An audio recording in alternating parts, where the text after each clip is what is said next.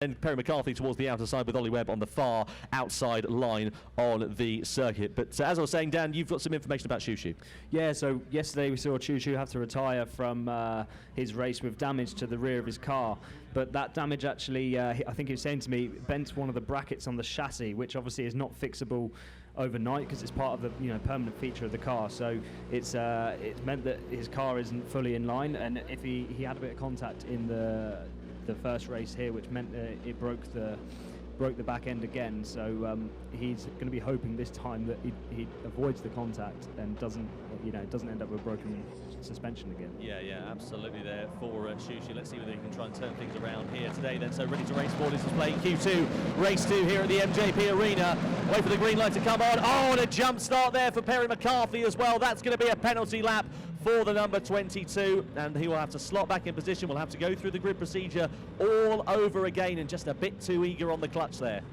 Yeah, just probably trying to find the biting point, and it gets to a point where the car really starts to creep forward to the point where you physically can't hold on to it anymore. And we've seen drivers in the past guessing these lights, but it's so hard to do. And of course Perry, I think, couldn't hold on to the car any longer, just had to release it, and unfortunately it wasn't as the green light was coming on. No, sadly not there for Perry McCarthy. He was pretty disconsolate actually, wasn't he, after Q1, and things not going his way at all here in Q2. So with a bit of luck he'll be able to try and turn things around in Q3, but regardless he will have to take that penalty lap here in Q2, so we'll keep an eye out and see exactly when he does that, because we were talking to the likes of Tamara Molinaro, who had to do will have to do the same in her particular race. So be interested to see when Perry opts to go and do that.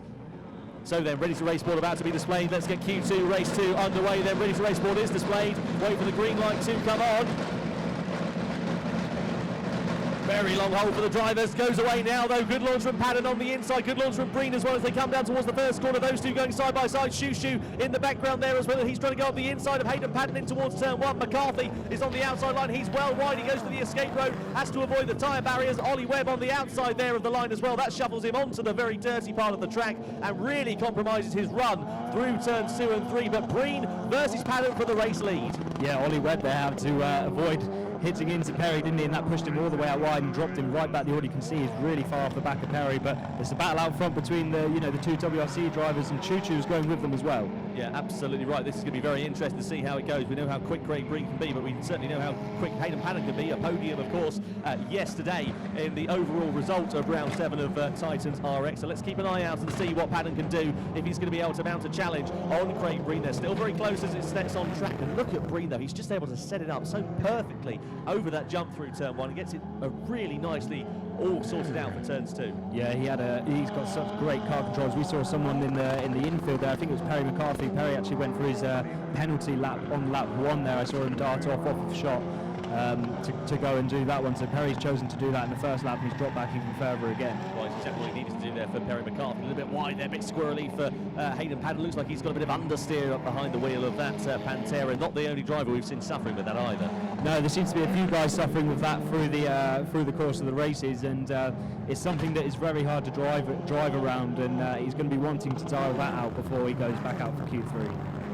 Yeah, absolutely right. You can see here Shushu as well there, just beginning to try and close up on the back of Hayden Patton. We've just had confirmation as well that Perry McCarthy will have to have another penalty lap here in this race because of exceeding track limits. So bad to worse for Perry McCarthy here today. Yeah, 2 penalty laps is not what he wanted, was it? I mean, you can kind of accept, yeah, fair enough, off the start, that was my own fault, but then finding out halfway through the race that for cutting the track, you've got another one, he's going to be looking at those penalty boards. You can see him dotted around the track in a few places with his number on it. That means he has to go into the penalty lap. He'll notice that one and then be going in again. Yeah, hopefully he won't get confused and think it's for the same penalty lap as well. No spotters, of course, here in Titans RX, so it's all down to the driver behind the wheel. No inter-team radios either, for that matter, so it's all down to that, and just keeping an eye on those boards, as Dan said, dotted around the circuit to make sure that they are aware.